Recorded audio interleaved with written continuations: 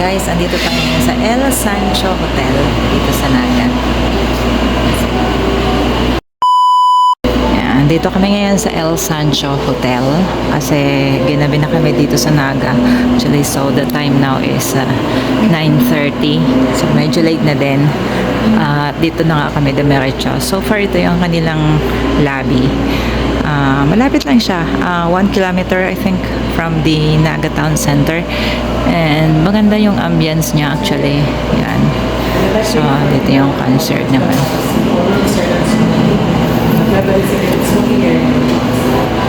For the breakfast, serving time is 6 a.m. to 10 a.m. And it will be served here at and yung standard checkout po natin tomorrow is 12 noon. And also we require 2,000 pesos for the security deposit. Refundable naman po na pan-checkout tomorrow. Pwede magkunin ko na po yung 2,000 pesos for the security deposit. You give the 2,000 pesos for security deposit. And we prefer na cash po siya no, pero pan-checkout po rin.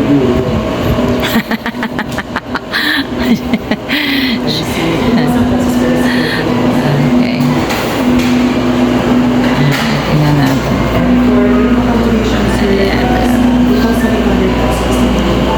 For 1 day. You will pay in cash or card? Or So, ayan. Guys, maganda naman. Guys, ang mura na yung dito, di ba? 2,800. Kung magbubuk pa kami, abutin siya ng nasa 4,000. So, nakabawas kami kasi on the spot. Di ba? May bakante pa sila. Kaya, okay. Yeah. So, this is our room here. Okay, this is the door. Actually, andito na kami sa loob. Okay. So, maliit lang siya. And then, here's the bathroom. Meron siyang, desk. Yan, may TV, may window, may aircon, and then this is the bed. O, diba? Okay na siya. Diba? May 2 bedside table, and then 2 lamps. And then, napakasimple lang yan. And then, guys, ang bango. At least mabango. O, diba? May mirror. May mirror siya dyan. Then, tingnan natin. Silipin natin yung bathroom. Okay. So, yung bathroom okay naman. Then, may towel na siya. May and okay, may space na. Ayan. Okay naman. And then, may soap na din. May, shampoo. Okay. Shampoo and soap. Then, may towel. Okay na. So, meron din sila dito. Fish niya din. No? Okay na din. Diba? So, pwede mo dahil na yung mga belongings. And then, okay, maganda siya. Breakfast na tayo, guys. So, ito na nga yung the next morning. At, andito nga kami sa lobby ng El Sancho Hotel. Siyempre with black coffee, bacon, tsaka pancake, tsaka with over easy eggs. So, okay naman, solve na din kami. Bago ulit kami lalarga papuntang Landers. Diba? Okay na din, diba? So, light breakfast lang tayo para mamaya okay ulit. Okay, so this is the outside look or view here in this El Sancho Hotel. And this is in front of the integrated whatever is that. So anyway, it's a bit traffic at this road, and it's okay. You go check out. Yes, I'm giving you the keys to make sure the door doesn't lock by itself. Okay. Alright, so Rick is a bit ready to go.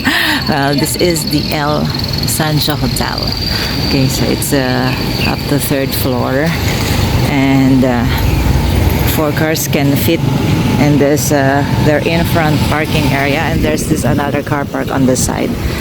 Okay, so that is their thingy, and right, so ipakita ko lang sa inyo. Okay, so this is their lobby. Alright, and then yeah, for checking out. We have these two beautiful ladies. And then that's the hall. Alright. So, actually, biglaan na yung pagpunta namin dito. It's not on plan. Kasi nga, nagpa-check up si Rick ng kanyang eyes sa eye center. And then, naisip na namin na magdiretso dito. And then, dalawin sana namin yung mommy captain ko. But then, she's so busy. Kaya, magliwalim na lang muna kami dito. Okay? So, anyway, siguro punta kami ng Landers. Tingnan namin kung ano yung makuha namin sa Landers and then sa SNR.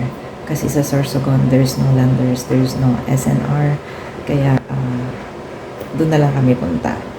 And, I don't know if maka-video ako kasi busy din.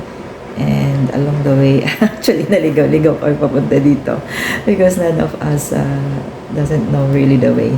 The Google Maps doesn't lead us to the right direction. Oh my gosh, it's so funny. But anyway, it's like an adventure. And that is what we really wanted to do. So, Rick's still adjusting with his new eyeglasses. Kasi nga magkaiba na yung ng mata niya. And the next step will be another another operation. So anyway, let's see what will happen in the near future. What would be the best thing to do for us. And so see you around. I will show you around here. Okay. And thank you so much guys for supporting my channel and for always watching my videos. And actually, I'm just laying down because I'm waiting for Rick. He's having his own solitary time right now. So thank you so much for watching.